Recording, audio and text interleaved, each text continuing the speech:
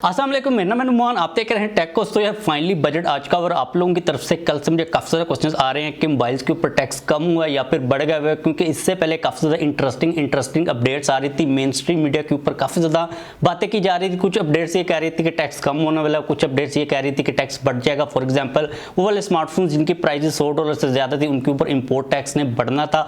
तो इस वीडियो के अंदर आप लोगों के साथ में सारी की सारी चीज़ें एक्सप्लेन कर दूंगा कि एक्चुअल में जो सिनेरियो हुआ वो क्या हुआ है और उसकी रीज़न क्या है। अब सबसे पहले अगर हम लोग करंट सिचुएशन के ऊपर देख लेते हैं तो पाकिस्तान के अंदर काफी इंटरेस्टिंग सिचुएशन चल रही है। बेसिकली कोई सिचुएशन चल ही नहीं रही, मार्केट तो टोटली तौर पर बंद ही पड़ी हुई है। अगर हम लोग 3 से 4 साल पीछे चले जाते हैं तो पाकिस्तान के अंदर ये सीन था कि जितने भी स्मार्टफोन्स आ रहे थे वो सारे इंपोर्ट हो रहे थे। गवर्नमेंट को ना कुछ चीज़ की समझ नहीं आ रही थी। उन्होंने क्या किया कि इंपोर्ट की एक नई पॉलिसी बनाई। पाकिस्तान के अंदर काफी ज्यादा टैक्सेस लगा दिए। कंपनीज को फोर्स किया गया कि वो पाकिस्तान के अंदर अपनी फैक्ट्रीज को लगाएं। यहाँ पर उन लोगों को काफी ज्यादा रिलीफ भी दिया गया कि उनको टैक्स के अंदर काफी ज्यादा छूट वगैरह मिल जाएगी। फिर इंट्रोड्यूस करवाया गया पीटीए के टैक्स। उसके बाद सीन क्या हुआ कि वो टैक्स बढ़ता गया। जो इंपोर्टेड फोन्स थे वो इंपोर्ट करने काफी ज्यादा मुश्किल हो गए और पाकिस्तान के अंदर जो लोकली मैन्युफैक्चर्ड फोन्स थे वो काफी ज्यादा बढ़ते जा रहे थे। और अगर हम लोग देखते हैं प्राइस सेगमेंट को तो बजट कैटेगरी के अंदर में काफी ज्यादा अच्छे फोन्स मिल रहे थे।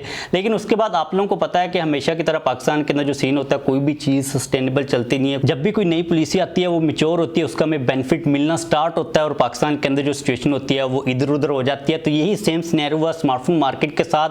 पाकिस्तान के अंदर जो हम लोग ने बेस्ट पीक टाइम देखा है वो ये देखा है कि पाकिस्तान से सैमसंग के स्मार्टफोन्स यूएई वगैरह के अंदर एक्सपोर्ट हो रहे थे और 2022 से 2023 के दरमियान में काफ़ी ज़्यादा ऑर्डर्स थे जो कि पाकिस्तान ने इधर से जो फ्लैगशिप फोन्स थे वो बनाकर यूएई वगैरह के अंदर एक्सपोर्ट करने थे। तो ये सिचुएशन चल रही थी। उसके बाद क्या हुआ पाकिस्तान के अंदर वो सारी की सारी चीज़ें आप लोगों के सामने है।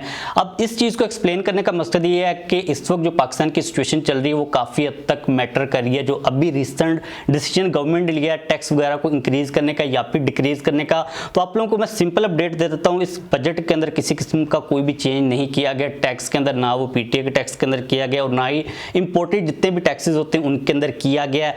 क्योंकि अगर आप लोग सिचुएशन के ऊपर देखते हो तो किसी भी चीज़ की कोई भी सेंस नहीं बनती। गवर्नमेंट मुझे नहीं लगता कि किसी भी डिसीजन को अपने को एक्सप्लेन कर सकती। अगर फॉर एग्जाम्पल अगर हम लोग इंपोर्टेड फोन्स के टैक्स के ऊपर देख लेते हैं तो ऑलरेडी इतना ज़्यादा टैक्स लगा हुआ है कि जो लोग हैं ना वो गवर्नमेंट के टैक्स नेट से ही बाहर निकल चुके हुए हैं।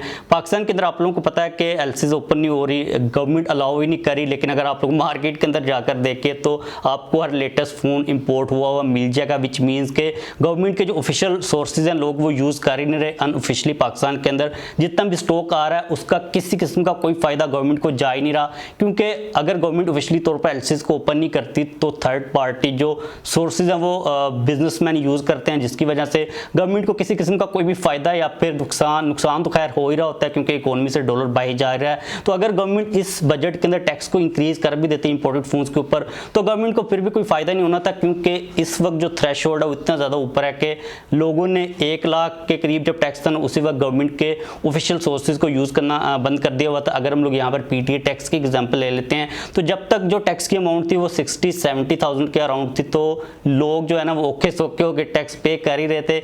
लेकिन जब से ये 1 लाख से ऊपर गई है ना तो लोग सीधा सीधा नॉन पीटीए फोन्स को यूज़ कर रहे हैं। अब जो सिचुएशन है वो ये चल रही है कि नॉन पीटीए से भी जेवी फोन्स के ऊपर आ चुके हैं क्योंकि उनको पता है कि अगर हम लोग ने 2 महीने यूज़ कर भी लिया फ़ोन नॉन पीटीए के साथ फ्री जो हमें टाइम मिलता है तो उसके बाद भी तो हम लोगों ने उसको नॉन पीटीए यूज़ करना है या फिर हमें टैक्स देना है। तो लोग जो एक्स्ट्रा 20 से 30 हज़ार रुपये पैसे वो भी बचा रहे हैं, जेवी फोन्स के ऊपर स्विच हो रहे हैं। तो गवर्नमेंट अगर ये डिसीजन लेती कि हम लोग टैक्स को बढ़ा रहे हैं इंपोर्टेड फोन्स के ऊपर तो उसका कोई खास फायदा होना नहीं था। और अगर हम लोग दूसरी साइड के ऊपर देखते हैं पाकिस्तान की जो लोकल मार्केट है उसके ऊपर थोड़ी सी नज़र डालते हैं तो जो गवर्नमेंट ने नई पॉलिसी इंट्रोड्यूस करवाई थी ना जिसके अंदर इंपोर्टेड फोन्स के ऊपर उन लोगों ने टैक्स लगाया था, उसका मकसद ये था कि पाकिस्तान के अंदर जो फैक्ट्रीज हैं वो लग सके, पाकिस्तान के अंदर लोकल प्रोडक्शन हो सके।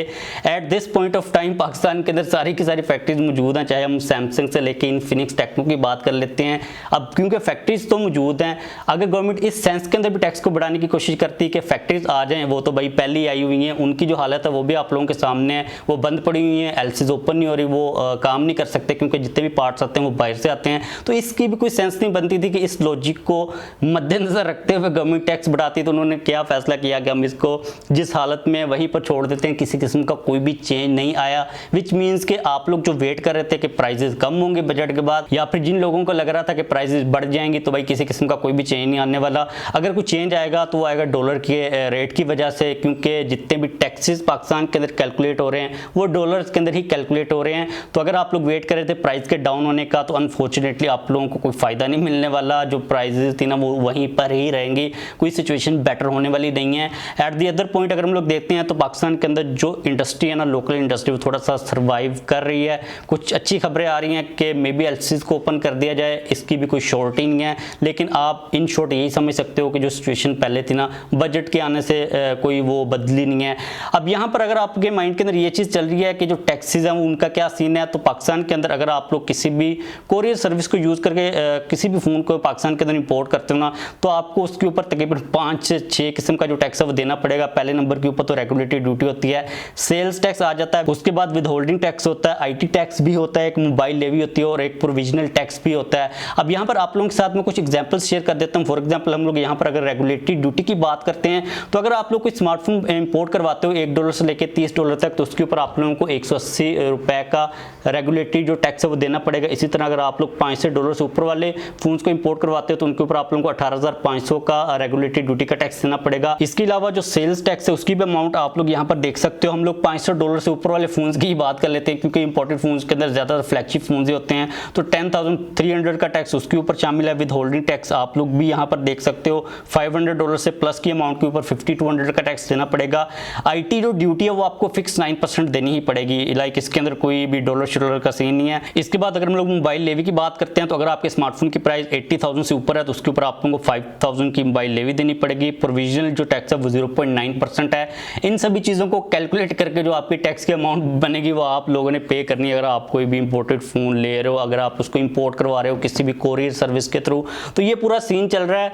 अच्छा किया गवर्नमेंट ने कोई भी स्टेप नहीं लिया, अगर बढ़ा भी देते ना कोई फ़ायदा नहीं होना था गवर्नमेंट को, क्योंकि हम लोग ऑलरेडी उस थ्रेशोल्ड से ऊपर ही चल रहे हैं। कम तो उन्होंने करना नहीं था और कम ना करने की लॉजिक भी समझ आती है। कोई बिजनेस तो चल नहीं रहा पाकिस्तान के अंदर और गवर्नमेंट ने अगर अपने आप को रन करना है तो उन्होंने ऐसे ही टैक्स इकट्ठा करना है। तो आपके सामने ये सिचुएशन कोई बेटर नहीं हुई, जहाँ पर पहले थी परसों थी वहीं पर कल है और आज भी वहीं पर ही है। तो आप लोगों ने अगर फ़ोन बाय करना तो कर लें, इस चीज़ का वेट तो ना ही कीजिएगा कि टैक्स अब मज़ीद कम होगा, क्योंकि जो बजट से उम्मीद थी ना वो भी ख़त्म हो चुकी है, वो भी आ चुका हुआ है। तो दुआ करें कोई डॉलर कोई आग उग लगे, मतलब नीचे वाली गिरने वाली आग, बढ़ने वाली तो लगी हुई है, तो फिर कुछ सिचुएशन ठीक हो सकती है।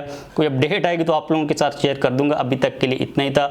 अपनी फीडबैक शेयर कर सकते हो जो भी आपने करनी है। तो इसके अलावा एक चीज़ फिर क्लियर कर दूँ, पीटीए वाले एक्सप्लेनेशन देते रहते हैं कि जो टैक्स होता है ना वो हम नहीं लगाते, वो FPR वाले लगाते हैं। तो ये बात ठीक भी है कि जो पीटीए है वो सिर्फ सिस्टम को प्रोवाइड करता है टैक्स को इकट्ठा करने के लिए या फिर हमारी सिमें बंद करने के लिए। जो टैक्स होता है वो जाहिर सी बात है FBR लगाता है, जो कि गवर्नमेंट के अंडर ही आता है।